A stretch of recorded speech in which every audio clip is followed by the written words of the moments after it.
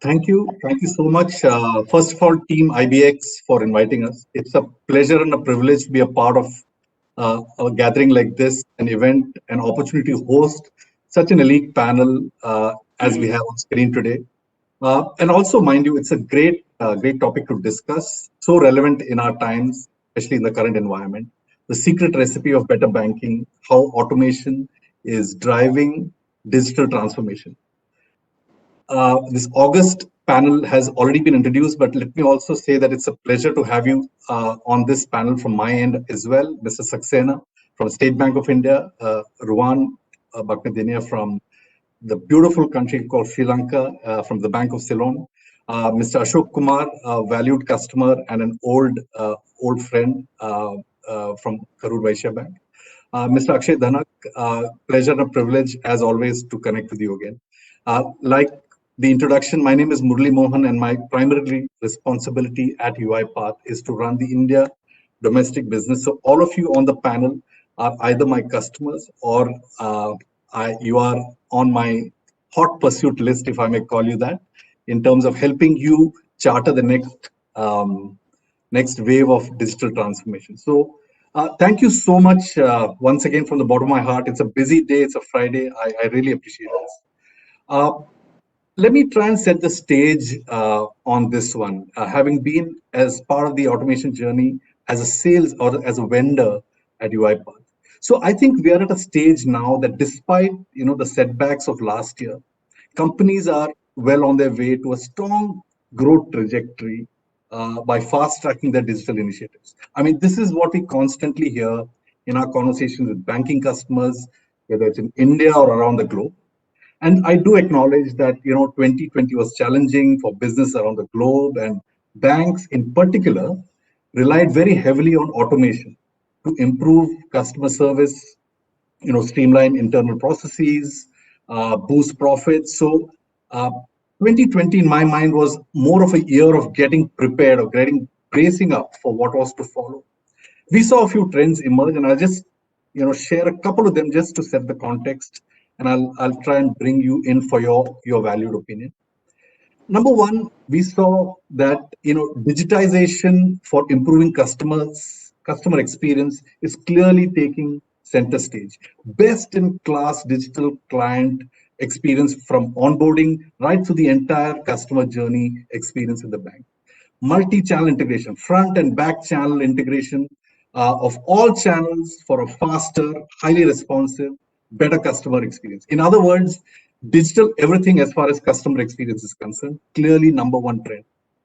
Number two, it's more like, in my mind, a new industrial revolution of sorts. There's a clear shift in the operating model. The convenience of branch banking is giving way to alternate channels like chat.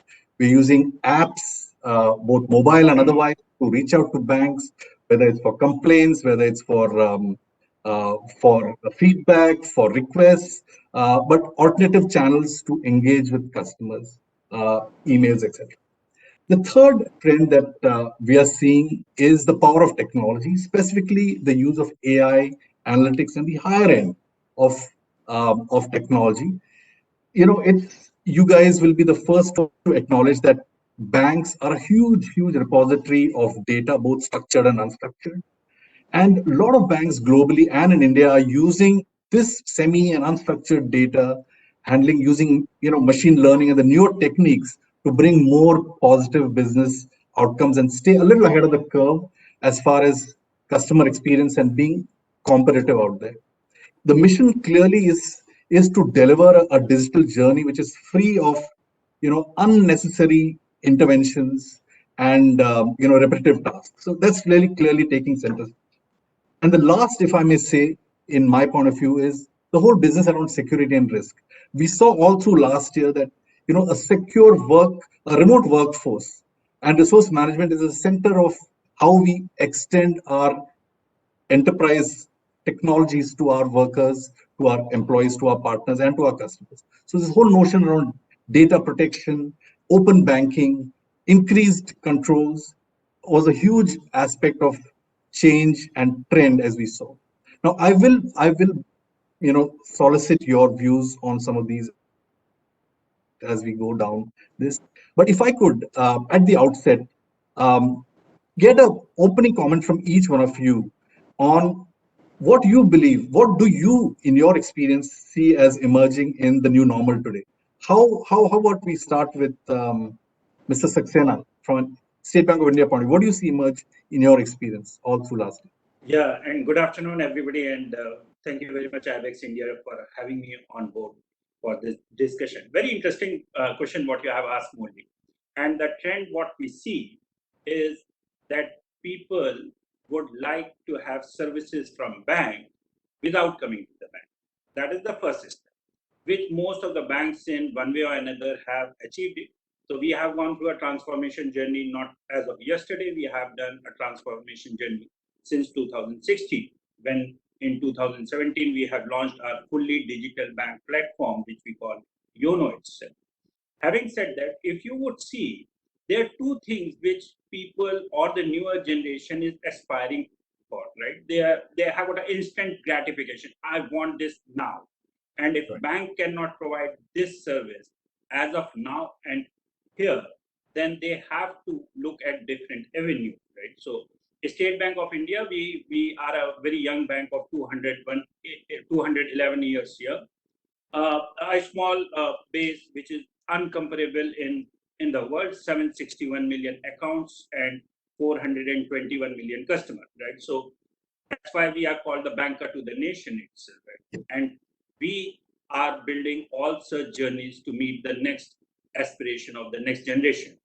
And two things which we have seen, and you have very rightly said that there are a lot of data which is lying here and there into different systems, and we have done that exercise already, right? We have converged that data into a singular form so that the single source of truth can be achieved, right? So a customer who wants some information, he should not be giving the same information again and again, right? So we should be knowing your first name, last name, mother name, father name, PAN card, Aadhaar card, right? That done, once it is in place, then you should put in a spend analysis or analytics behind it. That we have already done. So most of the journeys. So what we keep on saying that if you have got a young boy or girl who is going to go into a graduation, mine is in graduation, right? So and they should not think about, because if the bank have, you have been banking with us and you have been having your mortgage and loans, so next time when your kid would walk out from a bachelor's itself, we are ready to give a car loan or a two-wheeler loan, right, without any collateral, right? Because we know Molly is a very good customer of mine, right? So that is the way it would move forward, and that's where we are building it.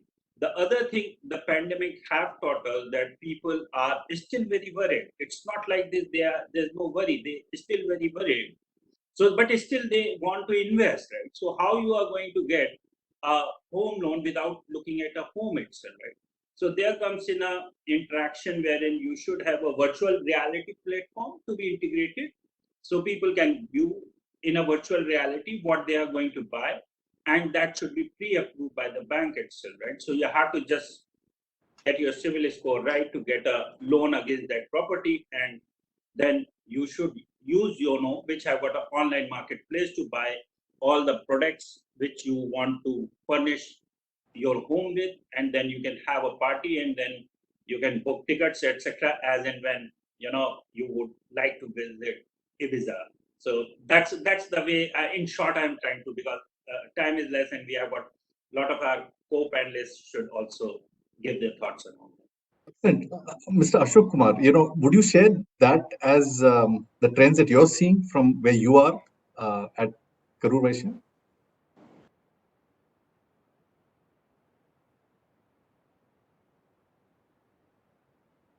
I think you're on mute, sir, if you don't mind. Yeah. Yeah. The digital transformation has started 4 years back, because after digitalization, the next step for the bankers is digital transformation. With the digital transformation was there pre-COVID also. In the pre-COVID era, the banks were driving the customer to adopt to digital channels. What has transpired during this period is that there is a demand from the customers for alternate channels. Any product for which you have a customer ask and customer willingness, it is very easy for you to push and do business also out of it. With reference to Karur Bank, there are two digital transformation applications which we have launched. One is called as KVB Delight, wherein which right from customer onboarding and the entire servicing of all the transactions, I can say except your locker operations, all are built into our app. That is as far as the deposit side is concerned.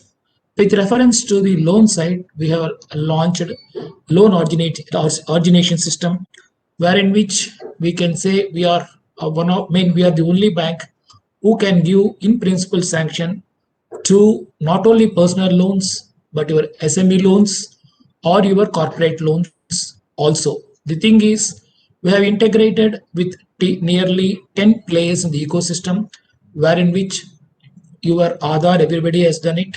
Your PAN validation, everybody has done it. We did GST connectivity and an account analysis. And one more thing, what we did is screening of the negative customers and also hunter list. All these things, the thing is, the India, there is, we have the readiness of the ecosystem where we can do the integration. And with your banking knowledge and the technological support, what you have been doing earlier, you are able to do in a real-time online mode, giving the customer a pleasant experience because the present day customer demands speed, accuracy, and better cost. So we have to remain in the business of banking. There is no other way for any bank but to adopt to technology and do the process transformation, digital transformation. That's from KVB side. Excellent. Rohan, would you agree, or are you seeing certain other trends from your perspective? Yeah, Murali, am I audible? Yes, you are. Right. I just switched off my video just to make sure that there was some jitters, so just to ensure that this voice goes through. Sure. So first of all, thanks Murali for kind of coordinating the whole thing as well as the organizers of this. So I joined from Sri Lanka. I'm attached to Bank of Ceylon. We are the largest bank in Sri Lanka and the State Bank of Sri Lanka as well. So I would certainly agree with the previous speakers as well. First of all, nice talking to all of you all also and meeting on this conference. So I think it is important. I think the times are also important where the automation can take a bigger activity during this time, right? So banks essentially is an essential service to all the customers. So in context of that, when large banks, which they operate out of branches and especially in the rural sectors as well.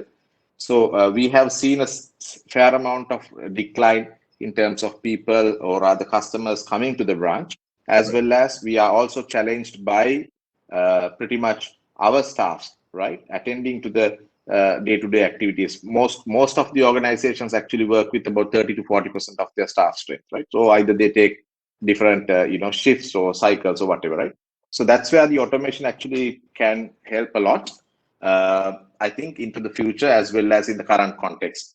From where I work as well, I think we are focusing on getting automation currently more into the reconciliation work, because we have seen a significant amount of our e-commerce activities have gone up in terms of transactions due to the current situation in the COVID, essentially around that. So along with that, obviously there are disputes and reconciliation related work. So that's a good, I think that's a good starting point that we can help the back office to do things faster. Similarly, we are also looking at to see how you can automate some of the mundane practices in the branch level, so that we can essentially make use of the staff, which are currently sometimes at a lesser amount. Of course, now the situation is different, but a few months ago it was like that. And then how you can essentially get them to do other work and improve the productivity of the branch.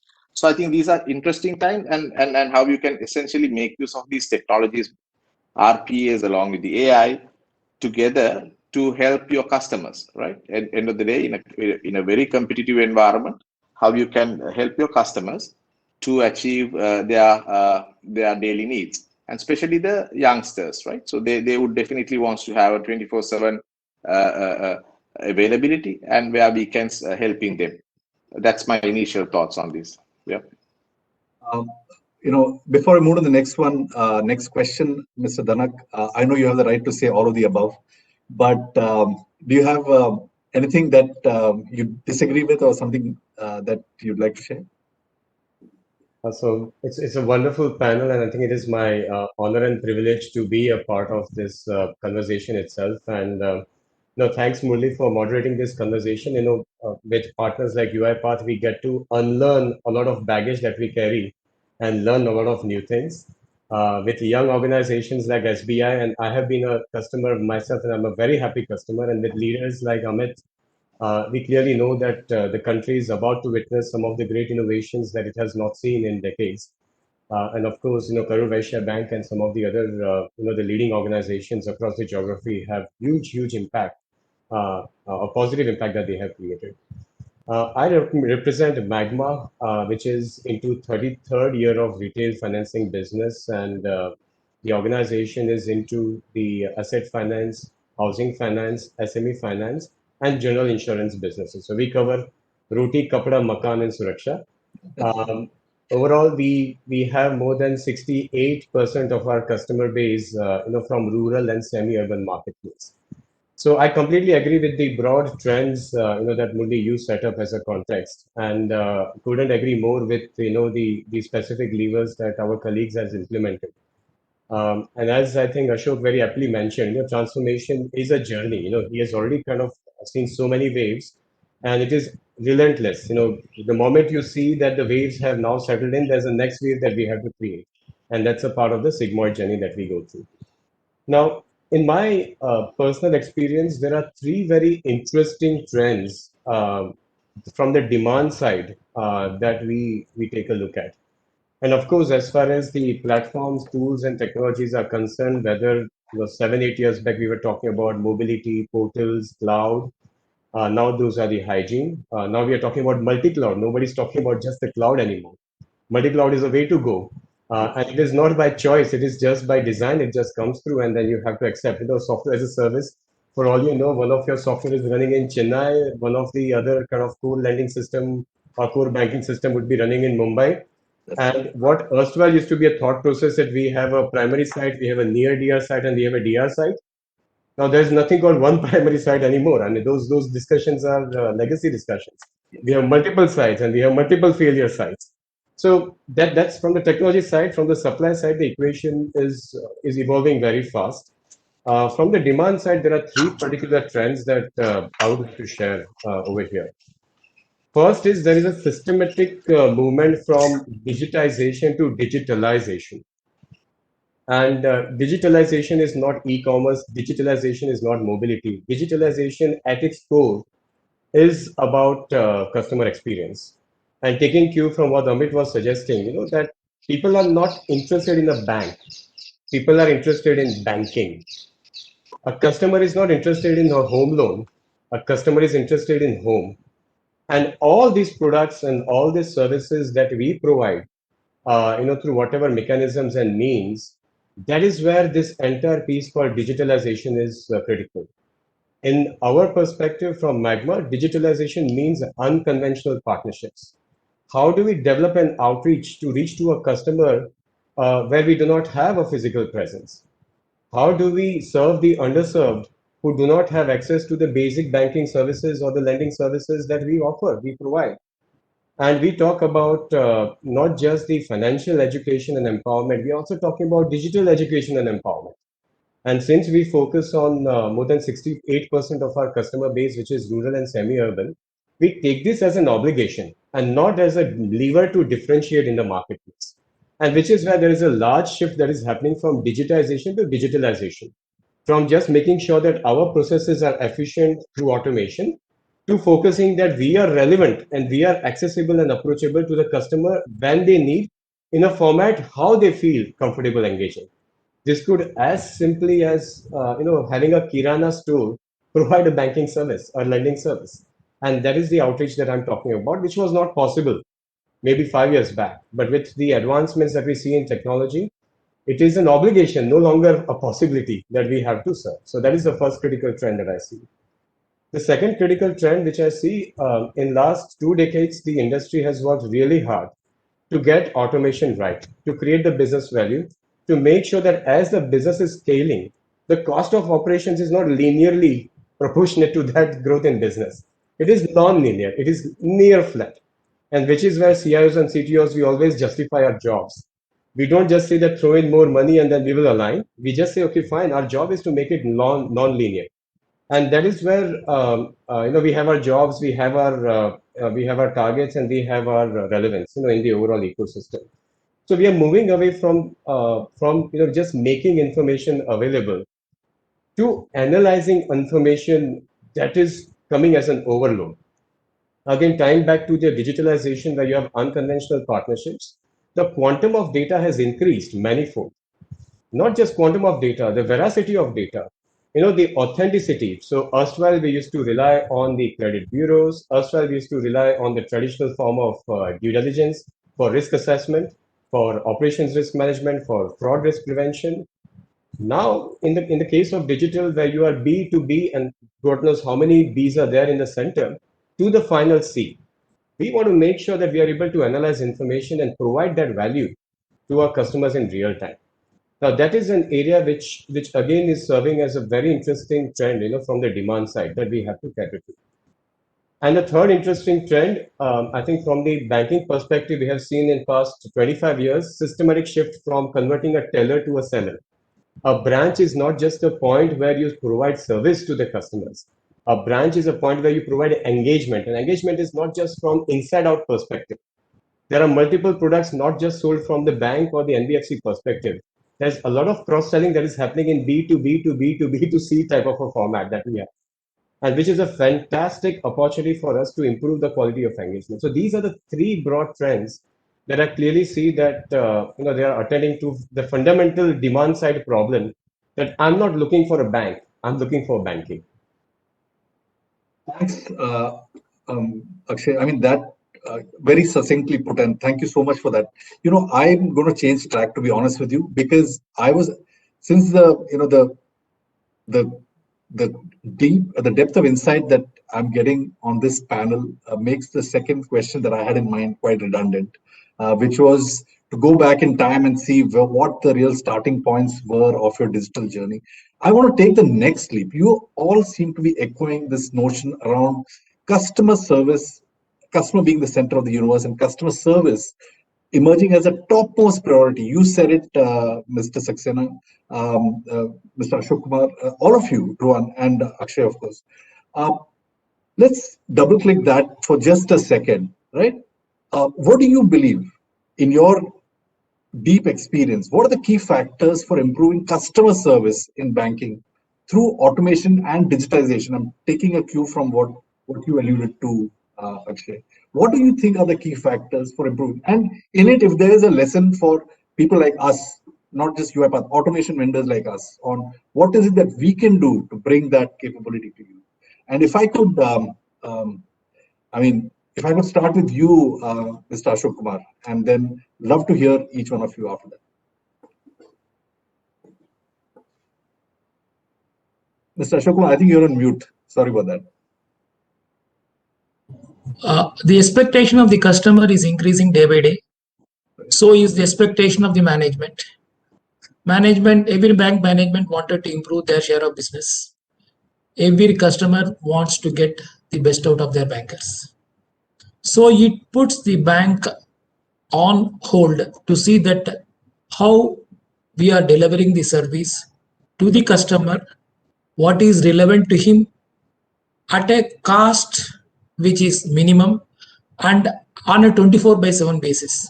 Maybe gone are the days when I say 10 to 2 banking or 10 to 6 banking.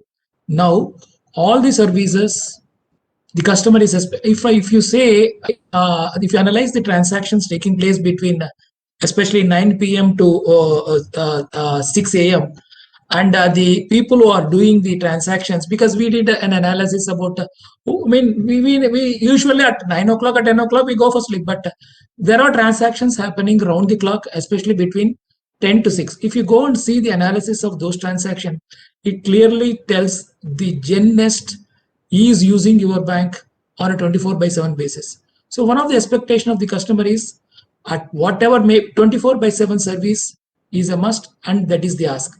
Second is experience. The experience, say for example, any channel he gets interaction with the bank, he wanted to have the single view, so that wherever he goes, all the channels should know about him and should have an updated knowledge about him across the bank. And third is the cost, because he is very, the present customer is not telling. Earlier we used to come to the branch, say he's not satisfied with the service, give his checkbook and surrender and close the account. Now what he is now doing is simply, when you are not up to his expectation, through a channel he is zeroing his balance and not coming back. So those are all the expectations and challenges which all of us are running, and the technology is helping us to see that how we are remain competitive and take our business forward. Excellent. If I can take that to you, Mr. Saxena, 3 generations in my house are SBI customers. So you take us through your take on customer service, right? What are those key factors?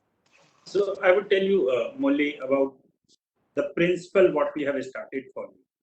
The principle when it comes for a automation per se, we say any journey should be 4 click max itself. If you can't build it in 4 clicks, then there's no fun of having that journey, because you would lose attention of a customer, which means in the background you have to fetch all the information. The other expectation of a customer is, like you told me, Molly, that you are for 3 generations, you are with State Bank of India. Yes. Then the expectation is that the bank should ask you that you are there with us for 3 generations. And maybe we have not done a very fantastic job onto that front. Going forward, you would see that when you would get that, it would be a personalized, conditionalized kind of offering to Murli itself, and only to you, right? So next time when you are flying into the country from an international location, you would get a notification on your app saying, Mr. Murli, you are getting a 300 rupees voucher for a foot massage, which is right down the corner itself. So that's a expectation what people are having, and we are working on to it to make sure, because people have got a different aspiration. Some are foodies, some are travelers, right? How do you build in your journeys? You cannot fit everybody into one go. Somebody is a bird watcher, why you are not giving him a loan onto buying a lenses itself for his or her camera, right?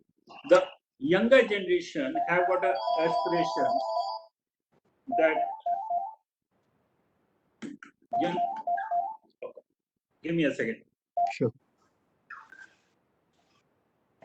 While you do that, okay, sorry, he's back. Okay. So what I'm saying is, I'm sorry about this, so it keeps on happening on multiple phones what you are. So this is something if you are able to achieve, and which we are working upon. So 2 things come into play: knowing about automation, implementing automation. The second thing is having a knowledge about your customer using analytics itself. So these 2 things we are going to change the whole bank into an analytics run engine, then of only knowing Amit Saxena, and that's why you can get a good service. That's going to change forever. Very, very nicely put. Akshay, I actually borrowed this from your last comments on customer service. What's your take on what factors to determine improved customer success? What comes to mind? So I'll just give you one very interesting story from a segue. That when I started my career, I thought that knowing the technology, you can solve all the problems in the world. And then when you really go in the field, and in my case, from past few years before the COVID, of course, hit us, I used to visit the branches in the remote tehsils and talukas, sitting on a Rajdut motorbike in the scorching heat, meeting the customers, and then you hear firsthand, how it works. So there, I think one interesting example is that I was looking at why there is a need for our collection staff to carry the thermal printers to print the receipt out when they collect the cash from the customers. And we have to respect that there are certain customers who are not yet ready for digital payments. They will take their time as digital engagement and empowerment improves in these hinterland of our country. What I really found interesting is that this customer spends almost 4 hours and comes and visits the branch and makes the payment. That means you're talking about almost half a day of lost productivity, the way a corner office colleague would think about it. And there is a better option. The person can sit in the confines of the home, and if there is a network connectivity, then he or she would be able to make the payment. Not just that, when the copy of thermal printed receipt is given, he goes to another store to laminate it because for him, that receipt is a piece of evidence that his or her hard-earned money is being put in the right place. And that is the sensitivity that we have to honor and respect and then move forward. Of course, there is an India and there is a Bharat and there is a resurgent Bharat that is a part of digital India, which is an area that we all consider as an obligation, and we are doing our part. In fact, from the collection perspective, our partnership with State Bank of India is very, very vibrant. The kind of outreach that we have seen collaboratively together, I think that's the need of our cohort that we are serving. So from the angle of customer service, Murli, you divided this conversation in two parts. So what exactly is the need of the hour, and what are the specific empowerment we as end use organizations would seek from partners such as you? So from the customer side, from the experience side, clearly there is an ask. Allow me to do things in self-service, but in a way that is easy for me to use. Now we have got customer self-service portals, the mobile applications at large. We have attempted to make it multilingual. We have created a lot of chatbots. We are doing our part, but we know that colleague is still requiring that touch and feel. The person who is not only taking a receipt is also laminating it and keeping in his file. Now that is what we have to take it as a responsibility and see that how do we drive this change management in our citizenry, and that's a critical part. Second part is how do we provide these services over the counter, even if customer for whatever reason will take time to accept this as a norm and build that trust. And that piece, when the customer visits at any of the touch points or the branches, how many of these services can we provide over the counter? Now, as banks or as NBFCs, we will pride in saying that we provide more than 200 plus services. The critical KPI for us to follow and for us to ask is how many of these capabilities your cohort of customers are embracing and adopting.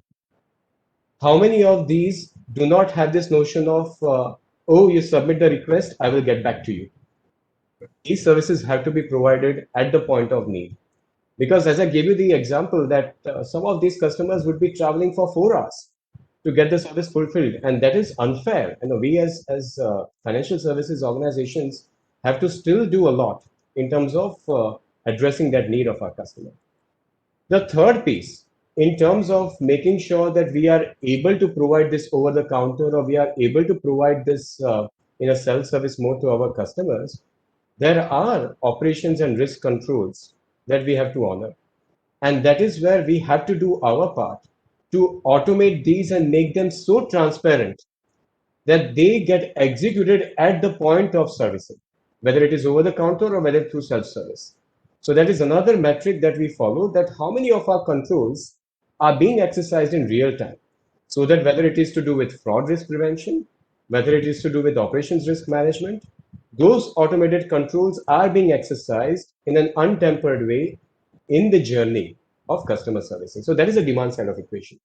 Now, in terms of the area where we continue to have a lot of need for help, one is that as this business growth comes, because we know that our rural markets are deeply underpenetrated, we know that potential is very high, we know that demand is very high. Now, in order to attend to that, we have this challenge that how do we manage the allocation of the right skills at the right time for the right job? There's a lot of what I call human engineering, which is still remaining. Now, if I were to give you a very rudimentary example, let's take a look at the urban and the semi-urban segment, where you say that our organization wants to establish itself as a single point of servicing. We just give one email account, and I'm talking about urban and semi-urban. That email account behind the scenes will have a lot of queues. That this request is not a request, but it's a grievance. It has to go to a specific customer service cell. In an organization with having such a high span of control, we need to be more product specific if the departments are organized that way. So while we are providing that one-stop shop experience to customer, behind the scene, we want to make sure that to provide the real-time or near real-time servicing to the customer, the right colleague from the mid office or back office is able to engage with the customer. And then all those boundaries between front office, mid office, and back office are blurred. And there is one-stop shop experience which is provided to the customer.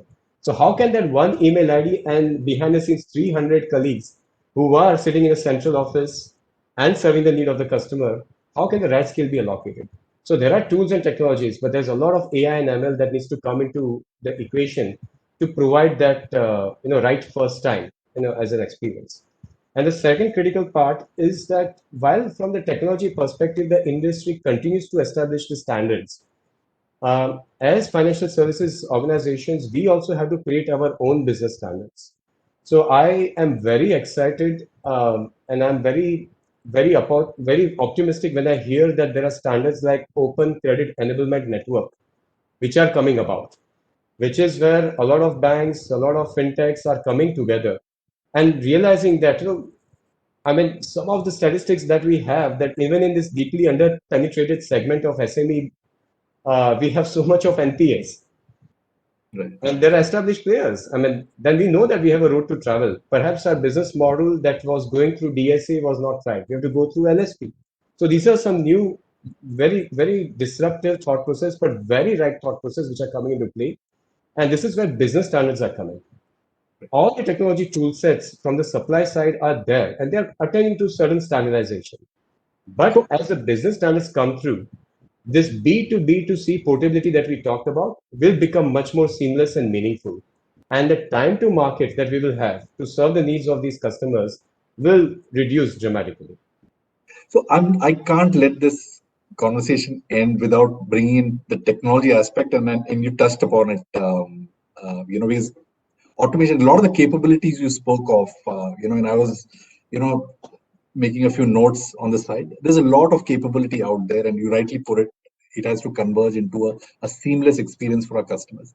Rohan, I know you have a network challenge. Before I ask the question around technology, would you like to chime in very quickly on the notion of customer service and how different is it from a Sri Lanka customer point of view?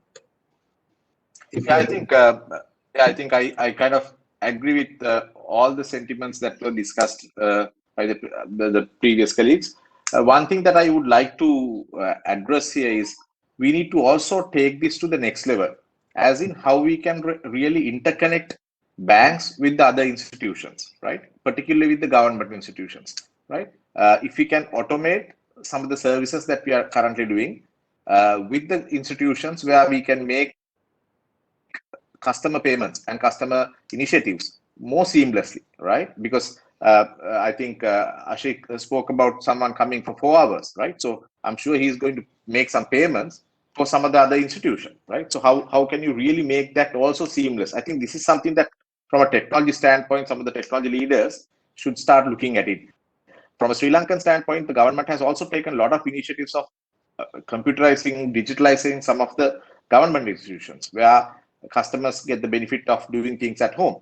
So similarly, I think the many institutions have come together in forming certain frameworks how we can kind of essentially work between banks with the other institutions. So to say the telcos, right? The telcos are also doing this in a same spirit. So I think it's about how you really do the collaboration as multiple institutions where we give a benefit to the customer in terms of customer experience and doing things at their ease. That's kind of my sentiments. Absolutely spot on, not too different from where we are in India as well. I know I'm conscious of time, but I can't let you guys off the hook unless I ask you about technology. And Mr. Saxena, if I could ask you, because State Bank of India is a beachhead in terms of so many parts. Akshay spoke about it. We look upon State Bank of India as an early adopter of technology. A lot of banks follow you in so many ways. And on the other hand, technology is evolving rapidly. We've gone from transactional automation, if then else, to a more evolved cognitive AI, ML based capabilities that are out there.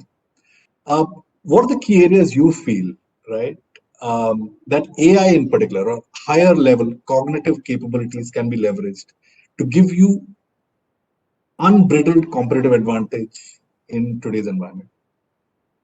Yeah, Mulli, and I would take this question in two parts, and I would tell you, and this is a common challenge what everybody onto a banking industry is looking at. So you build your system, right, which are some legacy system. You transform some of the system and move to a digitization, or try cutting some of the steps out of the system.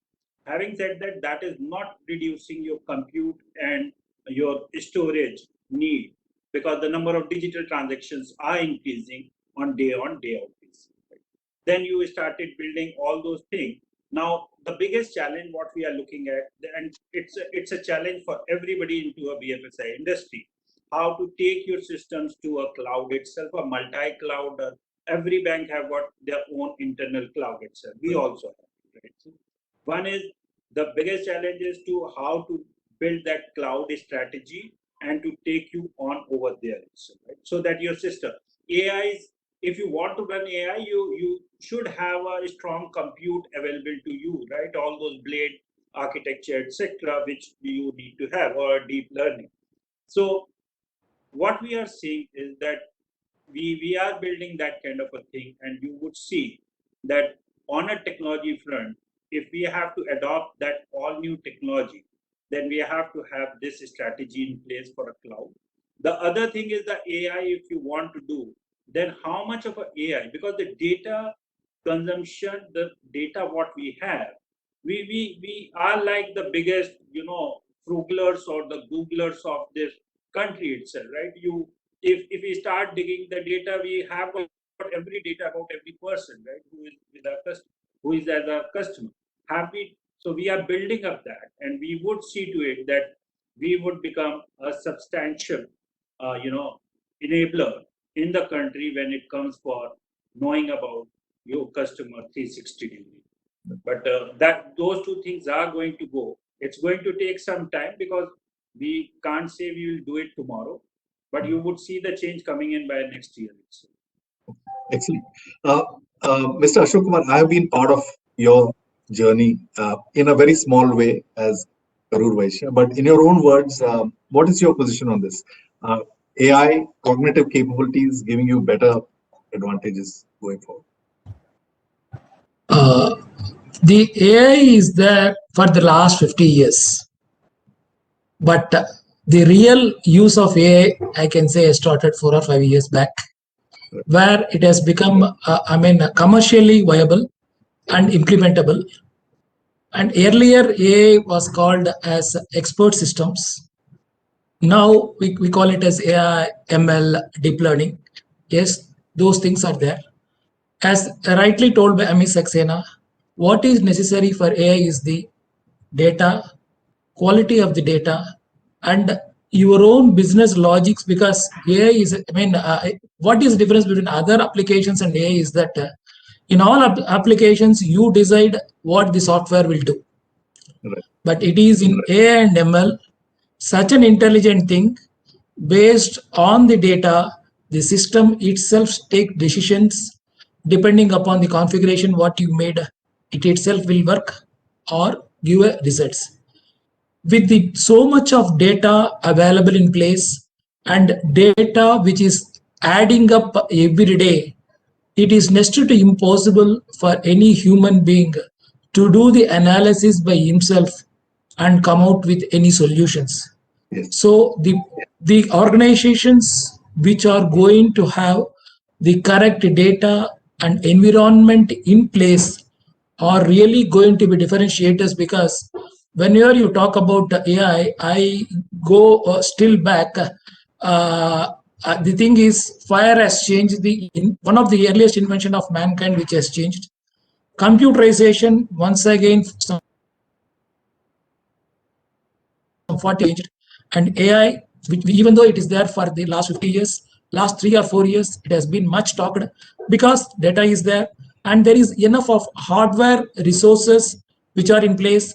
There are a lot of players who are putting their efforts in making the AI workable. So differentiators are going to be tomorrow an organization which is using AI and organizations which are not using AI. I think you can find the difference in their business lines. That's my take about AI, and I bet heavily on AI. AI is not only going to change the businesses, it is going to change the way in which we are going to live, how IT has changed us, changed our lives. Thank you. I'm conscious of time. Quick intervention by Rohan and Akshay, quickly in that order. Rohan, your point of view on AI for banking. I think fundamentals of AI is basically you need to have good data. So, many often you have seen the banks have a lot of data, but having said that, the data is also not really clean at times. So AI also gives opportunity for banks to kind of really work on your data, create your data, clearly and make use of it, right? So that is, I think, something side addition that comes along with the AI adaptation. We have seen across the financial sector, people sit with a lot of data, but sometimes these are fragmented. So that's one good thing which comes out of the personalization, right? That personalization capability can only be achieved through data, through using AI. I think that's what I think. Excellent, excellent. Thank you so much for that, Akshay. Your take. Yeah, so I think from the perspective of an NBFC, the guts of a business lies in two questions. How do we do the credit assessment, and how do we manage the collection efficiency? And these are the two areas where traditional analytics have had huge impact over so many years. And now the question is, how can we improve the pace at which we are evolving our analytical scorecards? That's right. How do we improve the pace of our evolution so that we can boost our collection efficiency with the insights we are receiving from data coming from our partners? And this is an area where perhaps AI is a misnomer, but I'll use the term machine learning is being used in terms of improving the pace at which this feedback is provided. And rather than using the traditional analytics approach where you wait for some time until a sufficient quantum of data for that subject area is available, take it offline and do the analytics, derive those insights, decide what instrumentation you want to do with the rule sets and what have you, bring it back into your transaction systems and see what the behavior is of your portfolio, of the quality of the book. So definitely that piece around increasing the pace of evolution of analytical scorecards for credit assessment and collection efficiency is where we see the improvement. The second area is very aptly put right now is the data quality, because you have complete control over the quality of data you have within the organization. When you are ingesting the data coming from your partners or from other cohorts, that is where you have to adapt.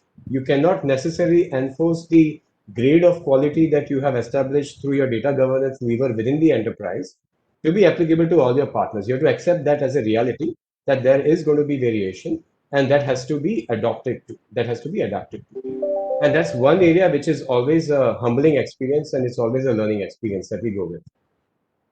Thank you, Akshay. I can tell you for sure, I speak for all the viewers of this session that I've learned a lot. I've come out more wise than I was 60 minutes ago. Some takeaways, and I think you guys have been extremely consistent in your premise that, somewhere down the line, I get to hear that, automation is not a one-trick pony, it's a journey. And there is no fixed starting point, and all of these technologies kind of have a role to play in that journey. The other points you guys made, which stuck with my head, was this whole notion about digitization and digitalization. I thought that was a very nice, very interesting take on unconventional partnerships. I'm going to take that back with me. All of you also specifically repeatedly rather clarified on the importance of customer service and how do you make all these new channels, the new age channels that are speaking to our customers, kind of converge and make it more and more seamless as an experience. I took back some interesting anecdotes on the 4 clicks journey. I think it's not just a banking statement, Amit. I'm going to take that back in my area of work. Also, you mentioned about if it takes anything more than 4 clicks, something is wrong in that whole approach or process. Great insight there. Self-service, Rohan, you spoke about that it's not just about having a bucket of services, but seeing bucket versus adoption. And of course, uh, everybody was consistently on the ball in terms of data and the insights that you could gather because of the richness of banking data that you have. I think all of these have a very clear play and role through automation, and I'm very keen to see how you guys take this and build your digital journeys as we go on. With that, I think we're just a minute over time. If there are any closing comments anybody would like to add, or I'd like to hand this back to the event host. It's a pleasure, Muli, and because I have to go, and thank you very much. Appreciate, and it was a very wonderful session. Thank you so much, all of you, and really appreciate the time that you spent. And I'll turn this back to the host. Thank you.